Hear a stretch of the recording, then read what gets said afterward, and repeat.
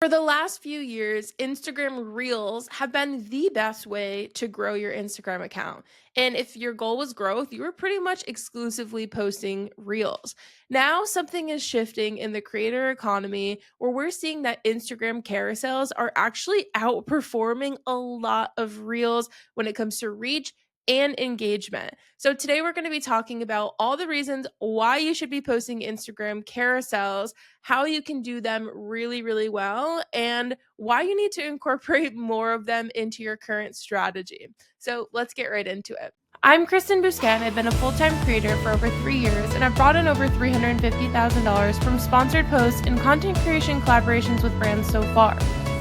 Social Scoop is the podcast where we teach you, the entrepreneurial creator, to turn your online influence and creativity into a profitable, self-sustaining business. This episode really came to light because last week on Monday, I got a call from Instagram. There was this pop up that came up on my Instagram that said, "Hey, we'd love to connect you with someone from the platform to teach you how to do things better and improve your account." Obviously, I said, absolutely, got on this call, and it was pretty interesting. They shared a lot of the new features, things that we already knew about. Nothing in this call was like groundbreaking and new. But one of the only things that he gave me as advice, he's like, "You're doing everything right. You just need to post more carousels." And that was his biggest advice. He's like, "If you were to post 2 carousels per week, you'd see exponential growth." And I was like, "Okay, sir, absolutely. I will try it. I'm willing to try anything." You guys know I'm always the guinea pig for these type of things. And so I have been trying to experiment with carousels a lot more. I've been doing a ton of research into them. So I thought today would be the perfect opportunity to share with you the things that I've learned. Now, the first things first, carousels very often, especially right now, are going to outperform other types of posts. And there's some reasons why that is actually happening. First things first, Instagram carousels are always going to beat out single image posts. That's just how it works in the platform. When people can spend more time on your content, which obviously, if they're swiping through a bunch of photos versus one single photo, that is going to be super triggering to the algorithm. And they're going to say, "Wow, this post must be important. Let's share it with more people." Also, with a carousel, which we'll talk more about in depth, but Instagram carousels give you two opportunities to actually have that post show up in the feed. The first one is the first slide. Second one, it's going to be shown again to that same person on the second slide very often. So you have two opportunities to actually get that reach, get that engagement that you're looking for. Now, carousels very often traditionally are going out mostly to people who already follow you. So, very often you're going to see that these posts have higher engagement. Now, when we have more engagement on a post, Instagram's also going to signal, "Wow, this post must be important. Let's make sure we share it to more people." So, higher engagement is going to be a boost in the algorithm. And typically, carousels compared to other posts are going to see more engagement. Also, very often, if you're someone who sells a product or a service, carousels very often are going to convert to more sales because they're usually, again, going out to those people who already follow you and already have built a relationship with you. It's not just like you see a random reel, you don't know who this person is, and then they're like, "Yeah, come buy this." And you're just like, "Wait, wait, wait, who are you? What do you want from me?" And typically that's going to help you see more sales because those people already trust you. When you're sharing something promotional, they're going to go, "Oh, I already know Kristen. Like, I know about Social Suite. Yeah, maybe I'll take part in this deal that's going on," or whatever it might be. Carousels are also built for storytelling and very value packed content. It's actually a lot easier, in my opinion, to pack a bunch of information into a carousel versus a reel because you can really put more text on there, put more context on there because people can take their time scrolling through them. And I think that this is one of the reasons why they very often outperform is because people can get more out of them. They get a lot of value out of a carousel. So, this is why I think these carousels are really outperforming a lot of reels, a lot of single image posts, and why you should do more of them. Now, I also want to talk about what kinds of carousels actually work, and I'm going to give you 5 different types that I think are really fun to play around with, or really getting your wheels turning in your brain, getting your creativity working. And the first is a mini blog. So think about traditionally how people will have a blog where, we have an intro, we have all of this like meat of the blog where you're really giving all the value, and then some sort of maybe call to action towards the end. Think about a carousel as literally like a mini version of that. So maybe you have that intro as the first slide, you're getting into a bunch of the value, and then at the end, you have maybe some sort of call to action if applicable. So, this is a really good way to break down a bunch of valuable information. Maybe it is going to be like 5 tips for making sure your home is being heated as efficiently as possible. That was the most random example I could ever give you. I don't know, but it's a good one. It's a great one if that is your niche by chance. It could be anything. It could be 5 mistakes that are stopping you from growing on Instagram. It could be everything you need to know about meal prepping. It could be why your dog won't listen to you, whatever it might be, anything that you might be able to pack some value and education into. Carousels, I think, are really great for this in this kind of mini blog format. Then at the end, you again have some sort of call to action where it might be download my meal prep guide, or book a one on one session with you and your dog, whatever that might look like. I think the second one here is a story time carousel. So this is where you might be able to hook people with some sort of like relatable or juicy story, and then you're going to get into the story and then have kind of the end of the story right at the end of the carousel.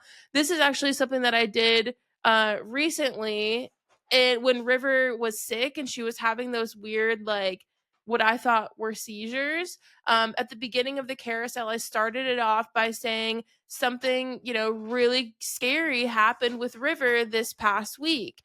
And then essentially I got into the whole story. And then at the end, I was like, yeah, and here's the resolution. Here's what we're doing. Here's how we're moving forward from here. And so it was a really good way to tell a story beginning to end. People could take their time getting through it, and it actually could be a lot quicker than if I had sat down on an Instagram reel and told that whole story, right? Another type of carousel that I've seen quite a bit that I think is really fun is one that is a before and after carousel. So maybe you're showing some sort of transformation beginning to end, and you're showing it through multiple slides in your carousel, where the beginning is maybe like how it started, or where you are beginning in whatever journey that is, and then you're going all the way through the process to the after, which is at the end. This might be a creator showing their first reel versus showing what their stats are now. It might be, if we're thinking about like that meal prep example, what my body used to look like before I was meal prepping versus now when I'm like healthy and actually eating lunch every day, and have an actual meal in my fridge for when I need it.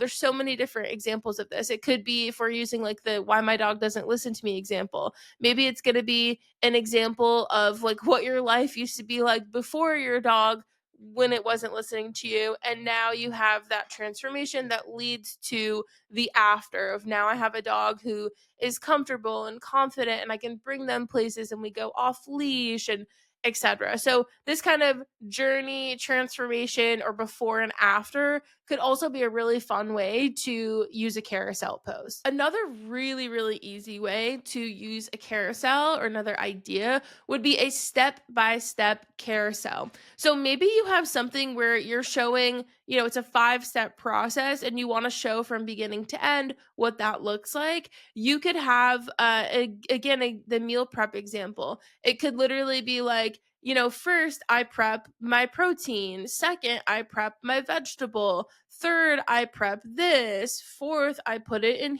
in these containers. Fifth, I do this, and now look at what I have. And so you're showing literally each slide is one step where you're going step by step through some process. Again, I think this is so cool to do versus doing in a reel, because then we can take our time going through each step. Like, I think about so many recipes. I don't know why my brain is so like hooked on talking about food right now, but I think about so many recipes that are in reels where I very often will have to like watch the reel multiple times, which I understand for stats. That's really great because you're getting multiple views from the same person. But at the same time, as a consumer, sometimes it's really annoying. And I don't want to have to like use the little slider on the bottom to find where I am in the video. It would be so much easier if I could just be like, step one is in this slide of the carousel. Scroll. Now I'm on step two. Scroll. Now I'm on step three. Honestly, I think that's a really good way to play around with carousels. I would love that as a consumer. So if you're a food creator, there's a good idea for you to try out. But it really makes it just like stupid easy for people to follow through step by step in a process. And honestly, the easier you can make it for people, the better results they're going to have, and the more they're going to be like, "Wow, that was so easy. I want to do it more. I'm going to keep going to this person's page because they make it so easy for me." And lastly is an infographic carousel. Honestly, I feel like we see these so often.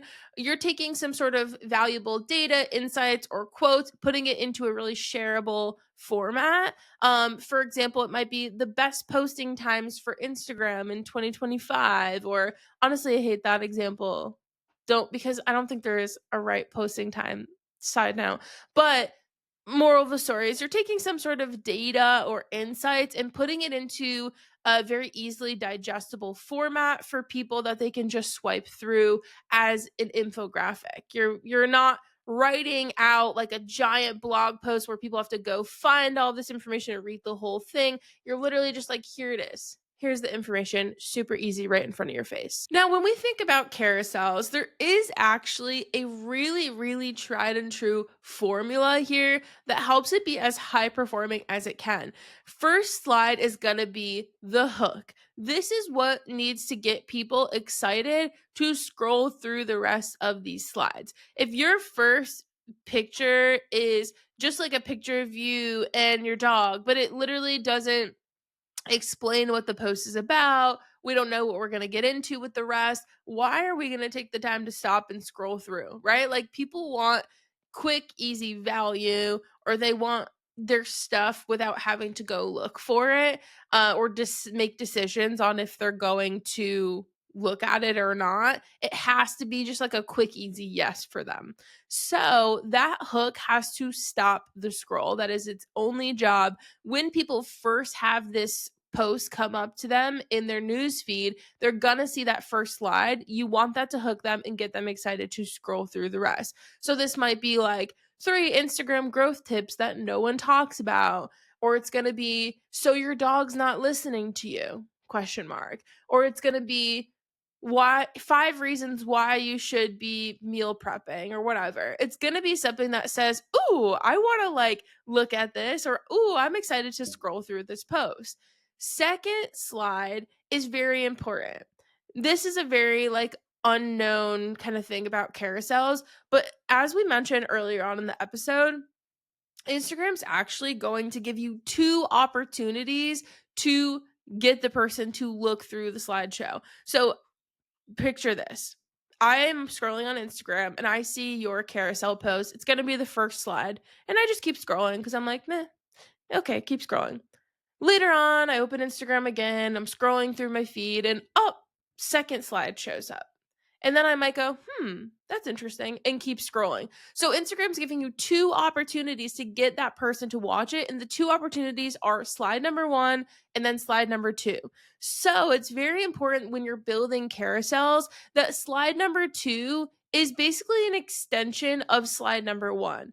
If I were to go, slide number 1 is, oh, so your dog's not listening to you. And then slide number 2 was tip number 1, and going into it, people might be a little bit confused because you're diving into the topic a little too quickly and they maybe don't really know the context. So in that example, it might be slide number 1. So your dog's not listening to you? Slide number 2, doesn't it stink when your dog isn't listening to you and you're trying to get them to do something? Here's 5 things that you can do to make your dog listen to you. Then slide number 3, tip number 1, tip number 2, like, and you kind of keep going through it from there. But that second slide should be an extension of slide number 1. It doesn't automatically need to be going into the content because you still might be showing people that second slide as the first slide that they're actually seeing and processing. So then we get into, we can have up to 20 slides in a carousel, right? So really, slide 3 through 19 can be whatever quote unquote meat of this topic or value that you are sharing with your audience. It could realistically be like all the tips for getting your dog to listen to you, or all the tips for your meal prepping. Then you're getting to the last slide, which is likely going to be some sort of call to action. It might be book your one-on-one consultation. Let's get your dog to listen to you. It might be, here, download my free meal prep guide. Let's get you meal prepping. And you have some sort of call to action at the end. You don't have to have a call to action if you don't have a product or service that you're maybe selling, or you're not building your newsletter, or you don't have a podcast or whatever. If you're just a creator who is solely relying on brand deals, maybe that call to action is encouraging people to follow you. Because again, carousels right now are getting pushed out to people who do not follow you. This is a shift that we're really seeing right now in the creator economy. And so it's something to consider, right? That could just be a, hey, love meal prepping tips. I share a ton of them. Follow me, click the follow button, whatever.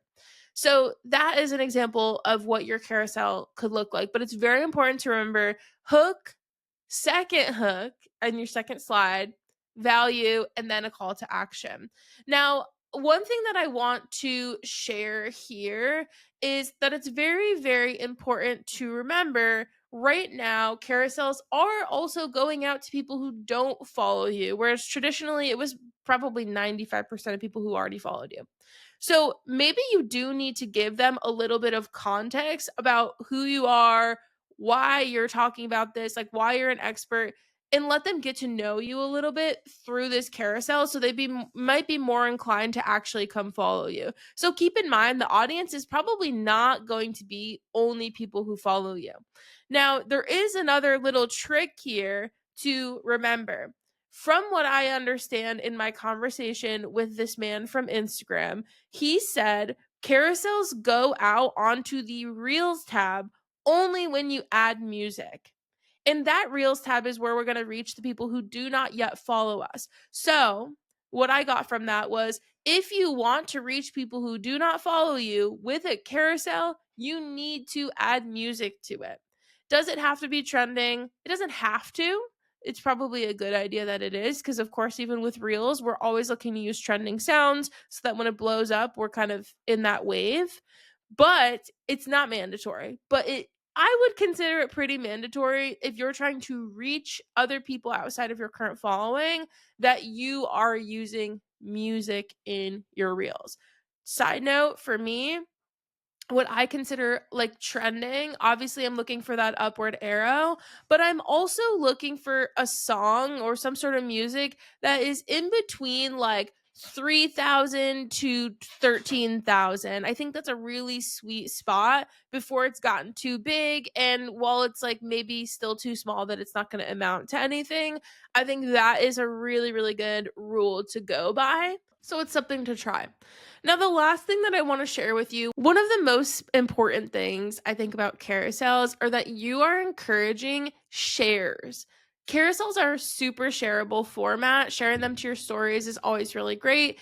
And honestly, at this point, from what we have been learning from Instagram team and from all the updates that get sent out to us and all the Adam Mosseri videos that we see pop up on our Instagram, it's pretty clear that shares are one of the most important metrics. So when you're creating your carousel, ask yourself, how can you get someone to share this with a friend? How can you get someone to share this to their stories? How can you get someone to share this with themselves so they can look at it later? I do that all the time.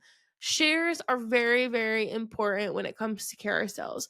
and reels really, but sharing is one of those things where I would be considering it as I'm building out my carousel. So it's something to think about. You're going to have to let me know how it goes. The Instagram guy that I talked to said to post 2 reels per week. I don't know if that was specific to my account. I post mostly reels, and so I think it would be worth, experiment with your 2 carousels per week, see how it goes, and my DMs are always open. So please let me know your results if you're loving carousels or if you're going back to reels.